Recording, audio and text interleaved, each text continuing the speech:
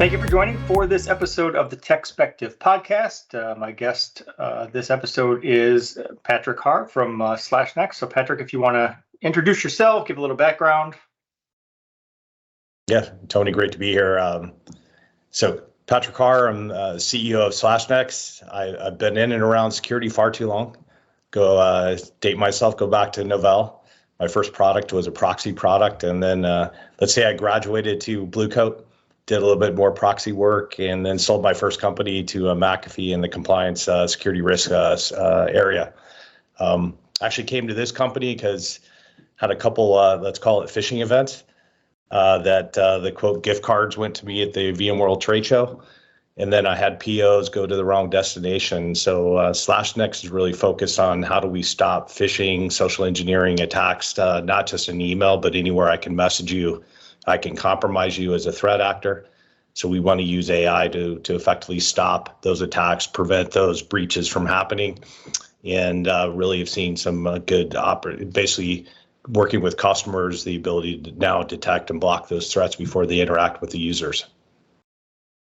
Very cool. To date myself, I guess my one of my first official duties when I had my first job in IT was removing Novell. It's interesting to go back in 96, 97. I think it was 24 as a GM. I ran all the single sign-on, the board manager products, still one of my favorite products ever built. In fact, that team I built it with went on to Juniper, ran 5,000 developers. So what's interesting, Tony, is, let's say it's different technologies, but the same issues we were dealing with then are the same today. We just have it now. We can apply AI to solve some of these things, as opposed to back then. It was a little bit different. I don't want to derail our conversation, but I just had the realization. I was listening to someone's pitch yesterday, and I was thinking about how the framework of the pitch of the sort of like the existing tools aren't delivering the outcomes that people want. There's too much noise. There's information overload, et cetera, et cetera, et cetera. I'm like, that pitch keeps being the same pitch, like for a decade now. And whatever is the pitch that whatever the product was that was being pitched yesterday, 2 years from now, there's going to be someone else giving me the exact same pitch about why I need to replace that tool. Yeah. It's like the language of what we're doing doesn't seem to change. And I'm going to have to, again, I don't want to derail this, but I'm gonna have to dig into that some and look at that. Like, why is it that it sounds like we just keep solving the same problem, and apparently we're not solving it very well, because 2 years later we still need to solve the same problem? Well, I think at its core, these threat actors keep evolving around the same problem, right? So while the problem, as an example, identity management, which is something I had back then, identity management is still a massive issue, right? And because that's typically how you're breaking into networks. How you apply the techniques for solving or managing identity is different today, just from technology perspective, but the same issue applies. So I think that's the reason why you continually evolve. A, the threat actors evolve. B, you have to continually evolve. But it comes back to the same things, right? I have network security, I have identity security, I have endpoint security. Yes, now I have cloud security. We didn't have that back then. But we could argue that data center security is somewhat the same. I think the one difference, though, I used to say back then, people are people, not IP addresses. I still hold true that human security is still the biggest issue, because that's, especially as we've shifted to COVID, remote working, et cetera. That's where the threat actors know that they can compromise users, and that's what we're focused on. And I can make the argument, again, there's severe underinvestment in the human security. It was typically around training. Now with AI, ChatGPT, I saw this thread from the head of the NSA. He said, I, as the NSA director, can no longer tell if it's a real email or not with a link. So I think that's slightly different from what it was before. And that's because these threat actors have available to them tools they never had available to them. All right, that actually is a good segue into kind of where I wanted to start, because to your point, I had the conversation a number of years back, 5, 6, 7 years, about the question of, if the investment in security keeps going up every year, why does the problem also keep going up every year? And the answer, which is similar to what you just said, is, well, the threat landscape keeps growing and evolving as well. So it's not that we just keep spending more and more money and we're not solving it. It's just that we're solving it and it's growing at the same time. So now we have to solve more. So you brought up AI and ChatGPT, and obviously that's been all the rage in 2023. I mean, that's all we can talk about. I see things coming across LinkedIn, that just in the month of April, there were like 200 different generative AI tools introduced. And it seems like, that's the hot buzzword. I mean, I'm sure I did not attend RSA this year, but I'm sure if I had walked the floor, that 4 out of 5 booths were saying something about generative AI. So from your perspective, and you just talked about it a little bit about the NSA director, but what do you think has been, what's the impact of ChatGPT and generative AI on the threat landscape? Yeah. I think the biggest impact to the threat landscape is it's reduced the cost of being a threat actor to zero or almost zero. Let's just dissect a typical phishing attempt in the past, right? A lot of these phishing emails, as an example, would come out of South Asia, Nigeria, and I would hire English speakers, right, to obviously attack US or English speaking countries. That's the reason why you could tell there was still some broken English, right? It wasn't perfect. Now with ChatGPT, I no longer have to worry about being, quote, a perfect speaker, perfect English. Second, I don't have to customize each attack, right? Sit there manually and say, hey, I'm going to go here, go here, go here. With ChatGPT, I can now do things at scale, unlike before. I can put, as an example, what's called business email compromise, which is typically financial fraud or invoice fraud type of attack. And I can say, now send this, like the typical attack, send this AWS invoice here versus here. Through ChatGPT, A, I can create that. B, I can tie it in through API to SendGrid, as an example. That's an email service. I can say launch it. And then if I'm not successful, change it, right? Continually modify until I am successful. Again, that's all with a click of a button. There's no human interaction once you do that. So think about the implications now, right, on the broad landscape. A, I don't have to have any knowledge about how to do it. B, I don't have to manually sit there and actually send. Third, I don't have to keep recreating or customizing that attack. Fourth, I don't have to hire English speakers anymore, right? So I'm just specifically talking about a business email compromise.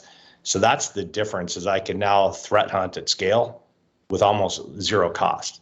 The one other thing I would add here, right, you can go to GitHub and get a phishing kit for about $100, right? And that does all the automation, right? So the combination of those two things are pretty powerful. They're pretty weaponized. We're not only seeing that in the phishing side, you can obviously apply that to malware. We've all heard about polymorphic type of attacks, right? So again, if I'm not successful with the first one, say continually modify, right? Almost like a virus, a variant, keep modifying, like COVID. By the way, I got COVID at RSA, right? It's like, had to deal with it again. That's because of the continual modification, right, on the fly. So it's almost a similar aspect you're going to see in the ChatGPT case that really impacts phishing, malware, viruses, et cetera. And it really, from my perspective, just lowers the threat barrier down to zero, threat actor cost is zero. And that's why even since that launch on our side, we have a pretty massive lab. We've just seen, again, not just a small increase, but almost an exponential increase because of the availability of the tool. Well, what's interesting is that I've played with it, ChatGPT and Bard and Bing's, which is just ChatGPT. And mostly I've worked with ChatGPT, and what I find from a content creation standpoint is I can still tell. If you just give me the ChatGPT output, I can tell, because ChatGPT is very formulaic about the way it writes an article or a blog post, because it follows that like fifth grade formula you were taught, that you have an opening intro with a thesis, you have point 1, point 2, point 3, and then you summarize in the conclusion your thesis statement. And the thing is, ChatGPT every time the final paragraph begins with in conclusion, comma. And I'm like, yeah, I mean it's like an amateur writer issue. The thing is, it also doesn't take that much to learn. Like just with a little bit of effort, you can learn to just modify the way you ask the question to ChatGPT to get rid of that stuff. So there's a learning curve to get it right, but the learning curve is small. And I think for something like an email, I think it's not as easy to identify because it doesn't follow that same kind of formula. And also, if I have sample emails, like if I had 10 emails from you that I could point it to and say, hey, here's your reference links. Give me an email that looks like Patrick wrote it that says XYZ. And it's pretty good at that. It's pretty good at saying, okay, I can talk the way Patrick talks. I can analyze his kind of mannerisms in email and then generate something that sounds like that. So yeah, I mean that is the thing. And one of the things that I had mentioned on a previous call with people on your team is I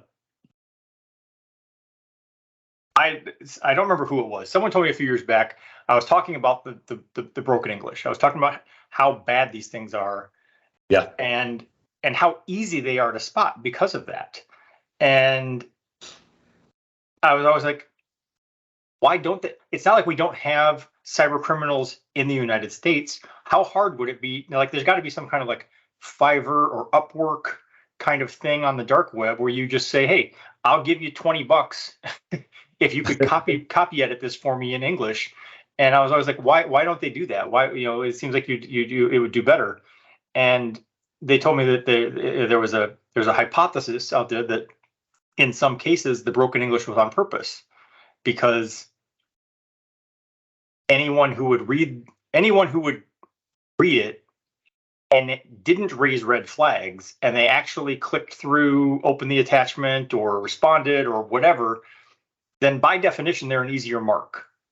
Like if they were like gullible or dumb enough to not notice any of that, then they're also an easier target. And I mean, I don't know if that's true. Don't know if it's true across the board.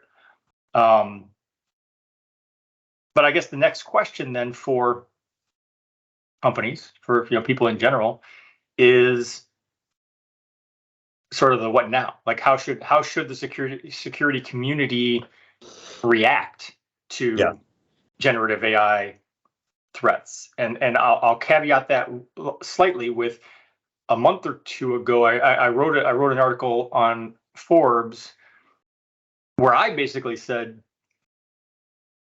we need to stop talking like the sky is falling about generative AI. Like it seemed like every other headline was generative, ChatGPT and generative AI are going to just ruin everything, and we're going to have all these it's going to fundamentally change threats. And in the ways that you and I just talked about, it will, but at the front line, at the point of attack, it's like it's still just another attack. Like it's just, I mean, it's not, it's like it's faster. It's you can automate it, do it at scale, like you were talking about, but it's still just an attack. There's nothing magic about it. So you should be able to stop it. You should be able to identify it and stop it the same way you would identify and stop any other, phishing attack or BEC. Yeah, so I think to this point, almost to zoom back here for a moment, right? Over the last 5 years, we continually see, quote, the evasive techniques, right? You kind of solve for one problem, they started, they spot up another area to try to bypass the countermeasures you put in place.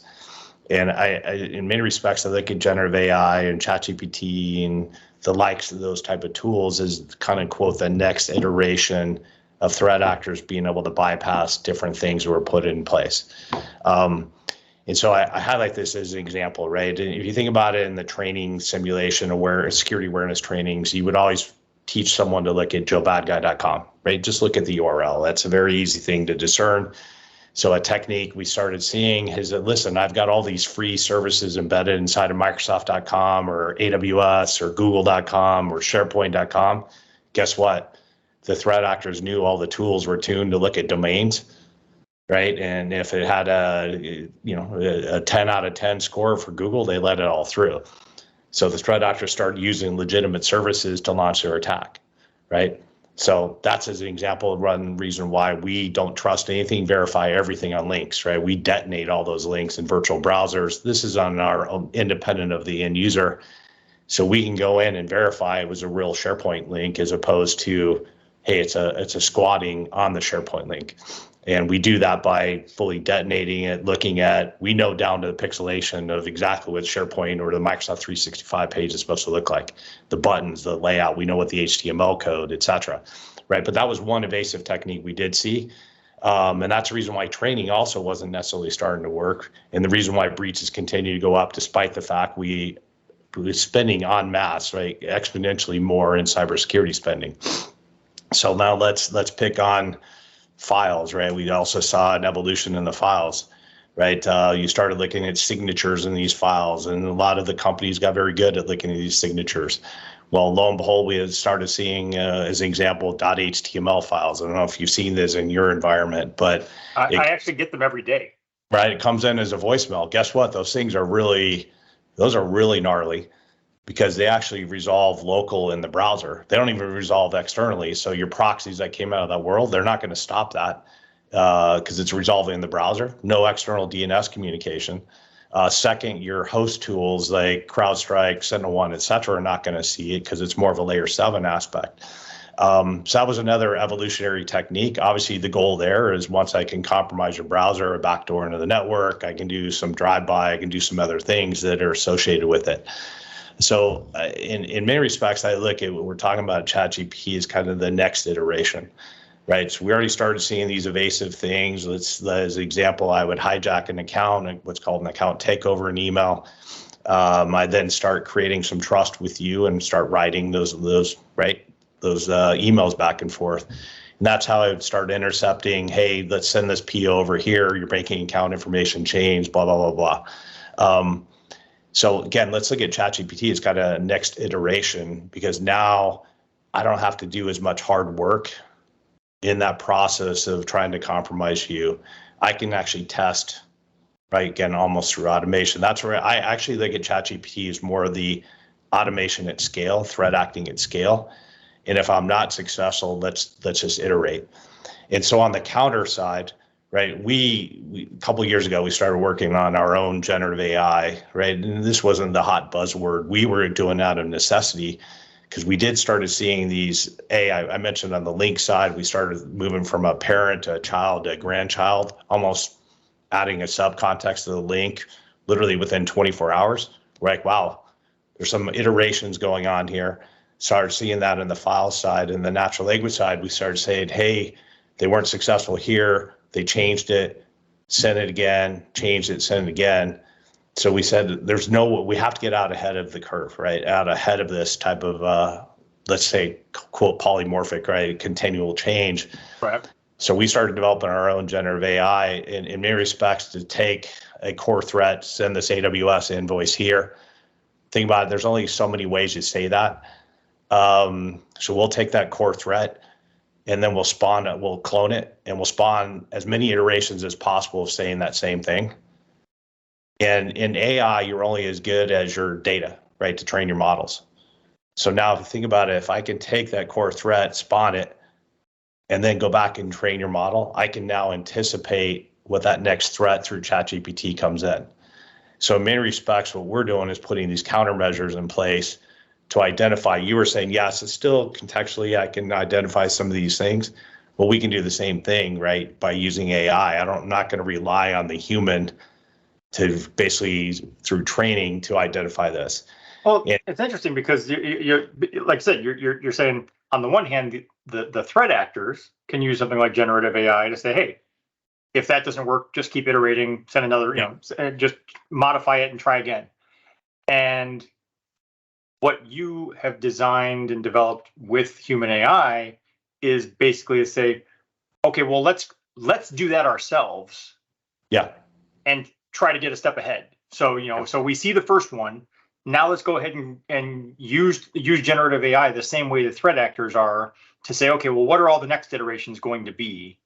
So that I can preemptively say, okay, I've already identified all of these and I will recognize all of them. Yeah. That's exactly what we do, Tony. Because again, we call it generative human AI, right? Where we're applying these to links, we're applying to files. But I'd say most importantly, really on these natural language attacks. And again, not just an email. Think about actually the number one attack vector now is SMS, right? And you'll get not only on the consumer side, change your Netflix password, right? Click here, or Chase bank account got compromised, go change your password. But we saw real attacks. These are publicized, not me trying to create any fear out here. Like at Twilio, they actually publicized their SMS of an employee that continually kept bombarding, going back to this threat acting at scale, continually bombarded their employees with change your Microsoft password immediately, click here. Finally got someone. And by the way, you couldn't just use a takedown service because it was a whack-a-mole problem. If they didn't work the first day, they changed it and changed it and changed it. So SMS has now become pretty problematic, and it's not just the links. The really more dangerous ones are call Tony IT immediately, right? Because your account got compromised. There's a phone number. And we all know in this world, once I get you live, right, all bets are off. And so we're seeing a lot of those type of attacks. And this is another area where we're using both generative AI to continually spawn these different iterations so we can train our SMS model. But second, pretty unique, and we actually run machine learning directly on the app in the SMS channel so we can contextualize as things come through, and we're going to pull it out before it actually goes to you. Interestingly enough, this is all of a sudden almost exploded out there. Multiple Fortune 100 companies are being bombarded in this area. It's a big unprotected gap. But I zoom back here for a moment. If you think about using generative AI to almost spawn these different iterations of these core attacks, then I can make my models a hell of a lot more intelligent. And in turn, as I said, anticipate that next threat. Right. So kind of in the warfare methodology, right? They have their kind of attack. We're building these countermeasures so we can anticipate what that next thing will be. And with the goal to obviously remove as much of this as possible so they don't interact with it. And I would say, right, this world is always going to be a whack-a-mole. Let's call a spade. But if I can quote reduce the attack surface, so I don't have a 1,000-mile like kind of border. I have to if I can now narrow it down to like a mile. Yeah, I can be a lot more strategic on what I'm focused on as opposed to right now it's wide open. As I said right at the outset, anywhere I can message you, I can compromise you. Whether it's in LinkedIn, whether I can do it in Telegram, Signal, Zoom, right, Teams. We've seen attacks in each one of these communication channels.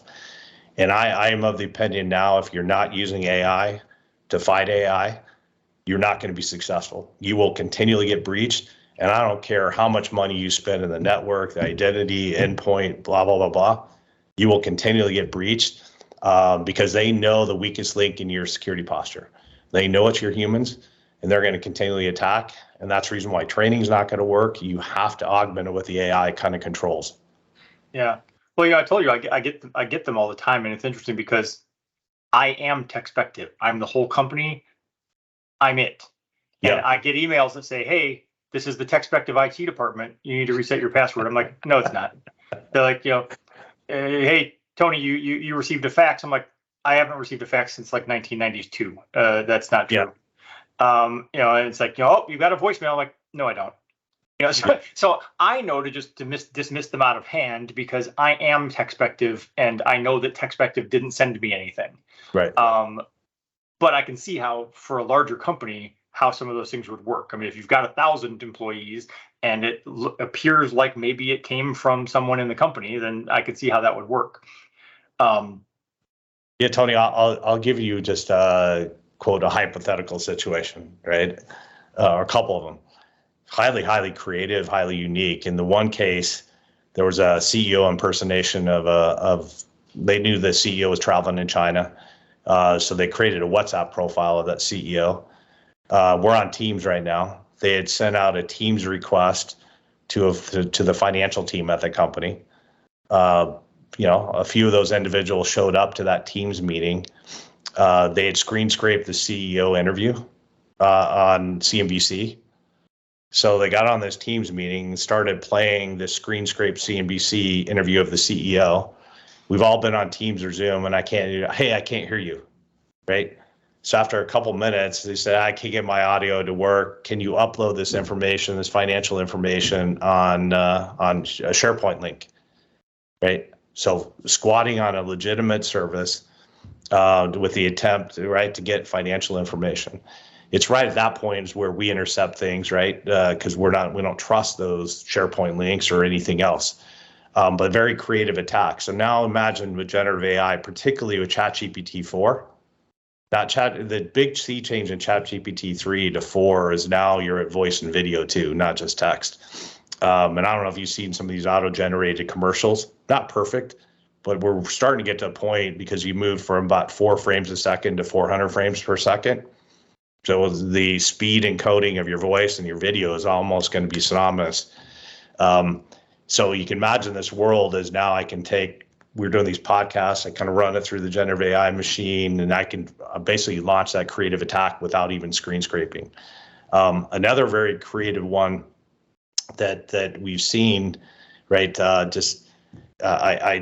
highlight back to almost the tech side of the equation, where again I've already talked about this bombardment kind of factor, but what we're now seeing is more of the creative. I know your locality, right? Based off however they're generating this telemetry. I know who you interact with, so I'm almost crafting more of these tailored messages to you based off some A priority knowledge.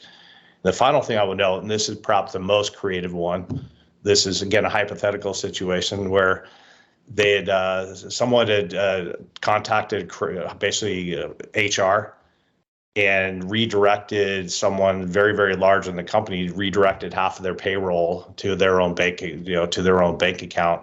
And this is a very large, quote, security company.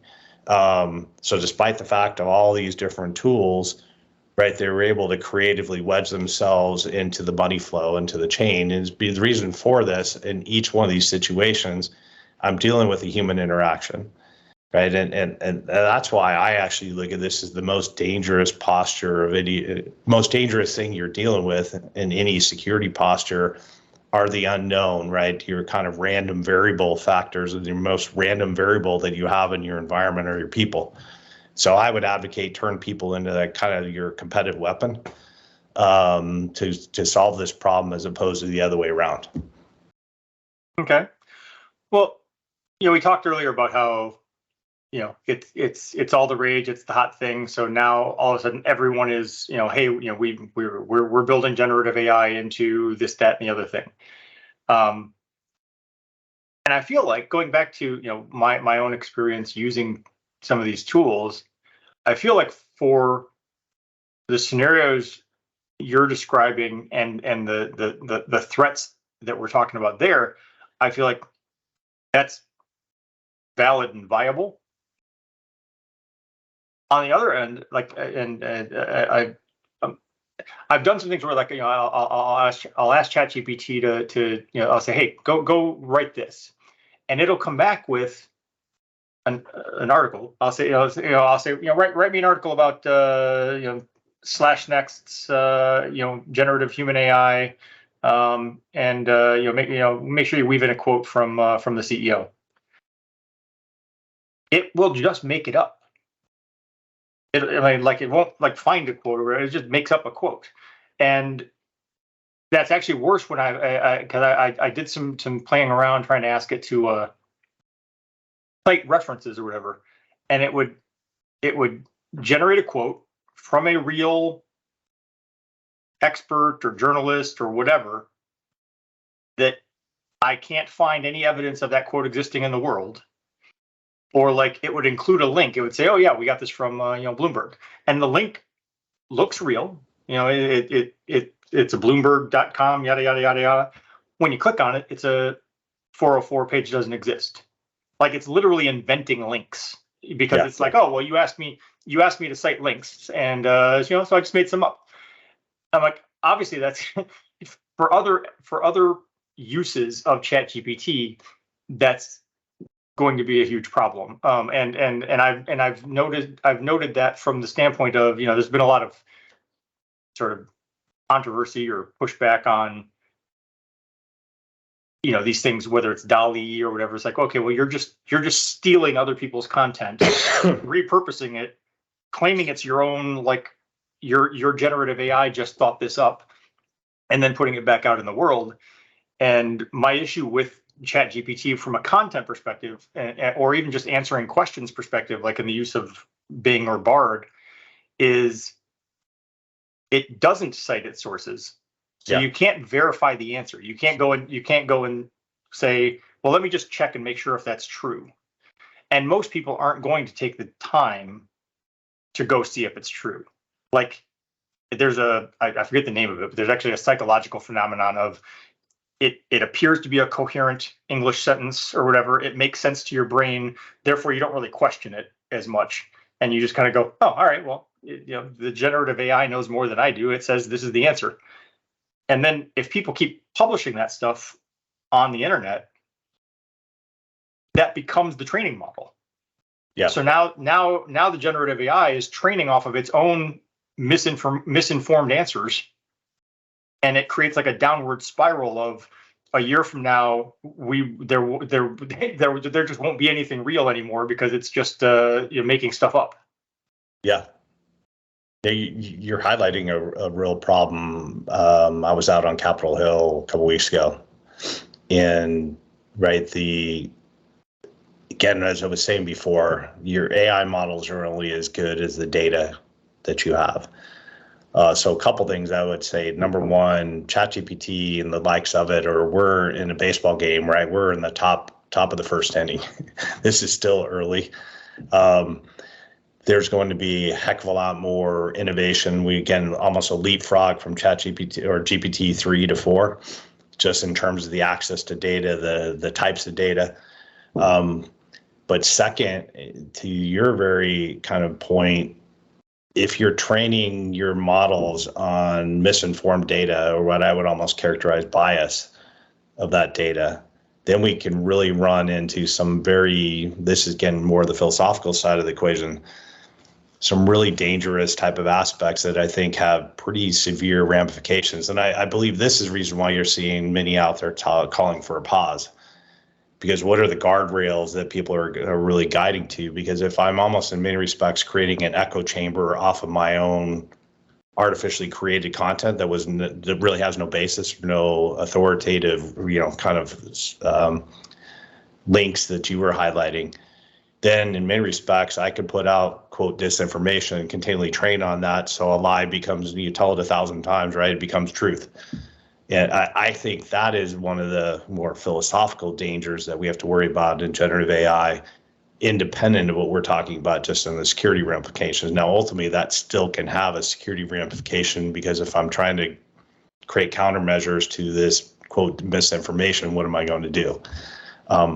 So there's lots going to happen here, right? Security, philosophical, society. That's not the purpose of this podcast, but certainly, again, as I mentioned, when I was up at Capitol Hill, it did devolve, and a lot of the conversation devolved into this.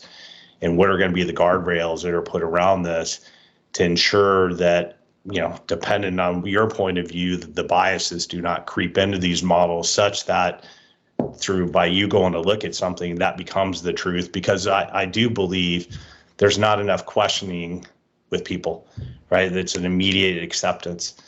And if I immediately accept, as an example, in the Google search world, I used to go search and I'd get to choose from the 20 different things. Now, if I'm getting the one answer and by default that's the truth, what are the implications? Right. That's pretty scary. Well, now Google now does like the answer box thing, where it's not necessarily the top search result, but it finds what it thinks is a good answer, and it just gives you the answer box up top. And if so yeah, a lot of people don't look past that. Like it displayed an answer for you right there on the top of the screen, and off you go.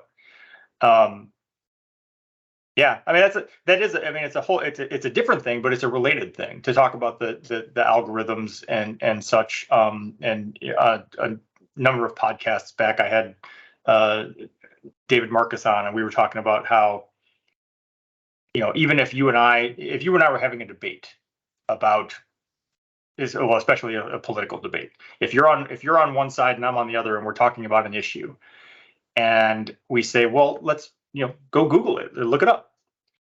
The thing is, your Google is going to show you answers that align with your views, and my Google is going to show me answers that align with my views. And so we both think that we've done our due diligence, we've done the research, we checked Google to verify the information, and there's a confirmation bias there because the algorithm is showing you what you want to see. And so even just trying to say, well, let's have this debate and let's both be mature and reasonable about the debate. So let's look up the answers and talk about it. That doesn't work if the algorithm, because the algorithm is trained to show you what you want to see, and it's trained to show me what I want to see. And so we actually, like, everyone actually sort of has their own instance of Google based on their own personal algorithm. I think it's going to get a little worse, because I think that, unfortunately, I think you're going to get one answer, and whether you like it or not, because yes, I obviously in the TikTok case as an example, right, I get my view of TikTok and you get your view, et cetera, et cetera. But if you think about it, ultimately, depending on who's behind the curtain, right, the person behind the curtain, the Wizard of Oz fact, if you're almost sitting behind and you have bias in your models, and you're right, you can ultimately dictate that that single source of truth becomes the truth. That's what I would get more concerned about, even more so than I can go get two different echo chambers, right? Because that is what it is currently. That's the reason why I believe these guardrails are going to be pretty important. Now, don't want to solve this here, but I think there's some philosophical stuff. I also think there's, I already saw IBM announce they were going to start automating jobs, right, through generative AI. Like, because you remember the movie WALL-E, right? And you had all these people just floating around, and all they did was eat and drink, and what was their purpose in life? So there's many, many different things. Because I do think, unlike, quote, the fads, right? They always come out. We were talking about, hey, it's a different story, but it's basically the same movie, different story from 5 years ago, or same pitch that you got. This is truly a kind of, when .com happened, internet exploded on the world. This is that magnitude type of thing, perhaps even greater. And so the implications of this are far, far more impactful just to general human life. So as I said, those are philosophical things we're all going to have to kind of debate. It is philosophical because, so I had this discussion recently with my kids. We were talking about how, on the one hand, like, so everyone's like, oh my God, generative AI is going to take my job. Yep. And that's posed as a bad thing. And in the short term, it is, because, we're set up in a situation where, like, well, no, you need a job to buy housing and food and shelter and clothing and all that. You need a job. But ultimately, it's like, well, no, I want the AI to take my job. I mean, if it's a job the AI can do, if it's routine and repeatable and whatever, and it can be automated by AI, by all means, let the AI do it. Why would I want to do it? It's just that we also have to get to the point in society where we say, okay, well, now what do we do with the people? Like, do we have a universal basic income? Like, do we cut back to 3-day work weeks because there's less for us to do? Because, I mean, ultimately, it's like, that's the idea. That's the like utopian future ideal. Like, if you go watch like old Star Trek episodes or whatever, like, yes, the AI should be doing all of the things so that I can just sit around and think about philosophy or paintings or whatever I want to do with my time. Like, for the most part, people work because they have to, not because they want to. So if we could have the technology do all of that for us, why wouldn't we? Yeah. Hey, these are those big, they quote $64,000 question, right? That people are going to have to work through and answer, and because it's going to have that type of profound impact. Whether you mentioned painting, right? You can go get some pretty phenomenal. Hey, I want a Monet combined with a Picasso, and go give me a painting, right? Or go take a concert written, or symphony written by Bach and marry it with Amadeus, right? So you can imagine these different things, and you're going to get pretty incredible things. So there's going to be a lot of good, but there's also some impact things, and so we'll see. This is one of those quote we shall see. Yeah. Well, and what- on that, Let's so go. like I just watched yesterday the Adam Conover, the guy who does the Adam Ruins Everything. Yeah. He did like a 25-minute video. It's on YouTube about generative AI and saying, basically saying, well, it's not generative as much as it is imitative. It's based on the data set. So yes, Yeah. I can say, can you make me a Dali style painting, but in the using the techniques of Picasso or whatever, I don't know, and the AI can say, okay, I have the whole data set of Picasso paintings, I have the whole data set of Dali paintings, I can figure that out. What's less possible is to create something truly net new. Yeah, for the generative AI to be like, well, if I just say, okay, create me art that has never existed, is like, what would generative AI even do with that? So you just got me thinking. I just saw some headline the other day of it was art it was a banana with a piece of masking tape or the banana on the wall that sold for like millions. But then he went and ate it. So I just got that's the type of creative art you're never going to be able to replicate in the generative AI side, right? Or the holder, or the Banksy one that was had the shredder in the bottom, and as soon as it was sold, it just shredded itself.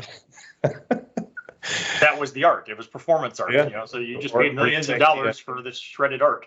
Or you take the can of paint and throw it up against the canvas, right? The random effect. So truly, I think this is not doomsday. There's always augmentation of everything in this. I've heard people describe generative AI as more your co-pilot. It's going to help you. I really do think, in many respects, it'll benefit everyone because it can turn quote humans into superhumans and get you to be able to do things you probably could never do before, and or focus on things that you want to do, not just because you have to. I am probably more of that opinion that work is a great thing because it keeps you have purpose and spirit. So I do think that's a little bit of things people are going to have to work through to make sure that, again, we don't get back to the Wall-E effect because everyone's floating around. I don't know if that's going to be a good thing. But nonetheless, I think there's great, profound things are going to happen as a result of this. And as with anything that's profound, you also get hey, how do I, as a threat actor, figure out how to use this stuff, right? How do I use it for my nefarious purpose? And we were talking right at the outset when I said I was a Novell, same core things, right? Back then you had fraud, you had scams, you had these different things. And now you're just going to have a new way to kind of attack people through fraud and scams, et cetera. And that's the reason why I think in the security world in particular, you have to be able to co-opt these tools to almost put, as I said, these countermeasures in place. And don't do it from AI washing. The one thing that pisses me off a lot is when I see, you remember everything. You remember back in the .com thing. If you put a .com next to your name, you got $1 billion valuation, right? I mean, it was like everything. Yeah.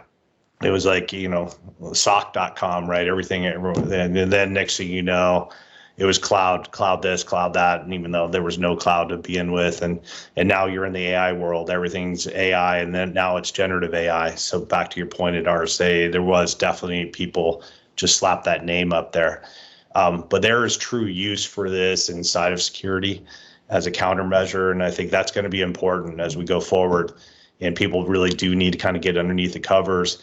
And don't rely just singularly on generative AI. You want to look at different signals that you're trying to, particularly in our world, right? We use the reason why we call it human AI, right? You're using sight kind of visualization, how you would recognize things. Again, I mentioned that Office 365 login page. You want to know exactly what it looks like. That's the sight side. Spoken language, that's typically where you're using natural language processing.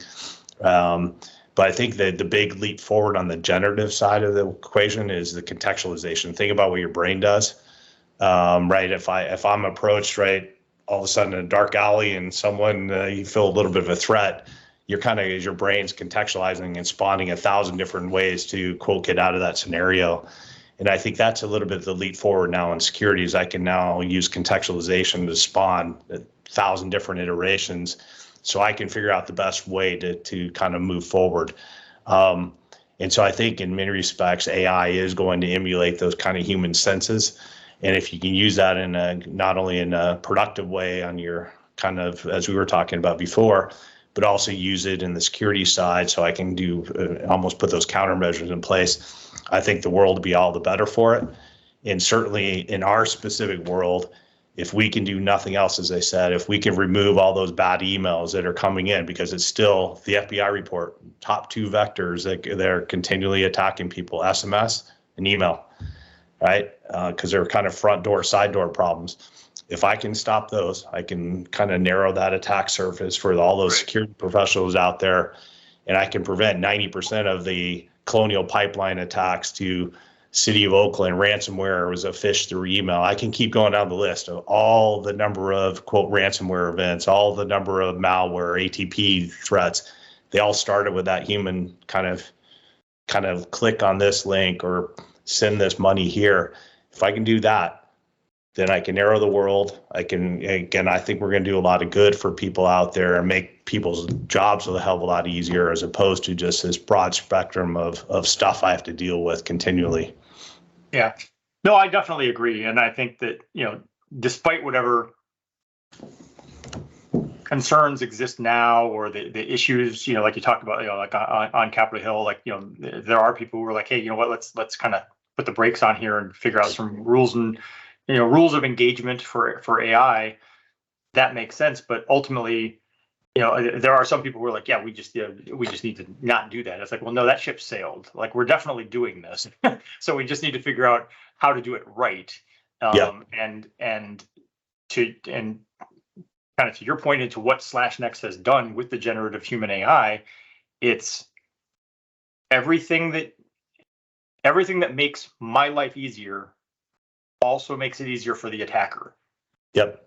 So, and that includes email, that includes SMS, texting, but it also includes generative AI. And so it's like, it's an unfortunate rule. It's an unfortunate absolute that the things that work for you can also be used against you. Yeah. And I think that's an age-old human problem, right? They going back to that dynamite that was created, right, to go find minerals, right? Well, all of a sudden they figure out, well, that dynamite can be used to hurt people too, right? It's a continual type of evolution out there. Yep. All right. Well, I want to kind of wrap things up, but I guess to kind of close out, I just wanted to maybe bring it back to the /Next perspective and just like, kind of, what do you see as kind of the next big thing, or how will you continue to adapt and evolve, either with the generative AI or just in general with the threat landscape? Yeah, so again, obviously I spoke a little bit about this.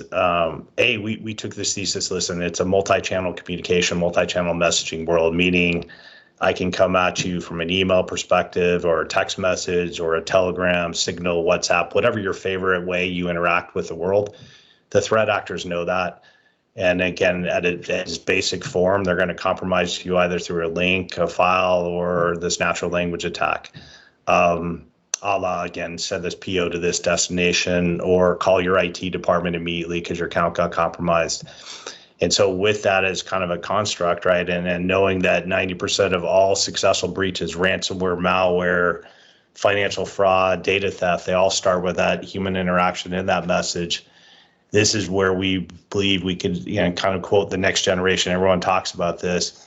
rather than rely on signatures and heuristics and all these other things that these older tools that rely on. Let's use AI and now generative AI to basically detect these things without requiring human training, detect these and pull them out of the way before the users have the opportunity to interact with them. And that, candidly, that's exactly what we do. We put a bubble around a user, whether you're coming in email, we remove those threats before you interact. Whether you're in the mobile side, you're in text message, we're going to take those out before you interact. Or if you're on your PCs and your Macs and you're in Google search term number 4, right, and it has a rogue browser extension. Speaking of ChatGPT, there was actually a rogue browser extension in the Google Play Store that had ChatGPT on it, and guess what? It compromised the CIO. We're going to put that protective bubble around the user, and we're going to prevent these things before they kind of take down the network, right, or take down the company. And that's our goal. That's our mission in life.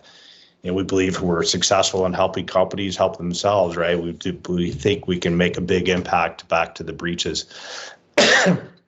And perhaps, Tony, the best way to kind of take a look at, I'm always a big fan of, with any security tool out there, take a test drive and prove it, right? Don't just have someone say it.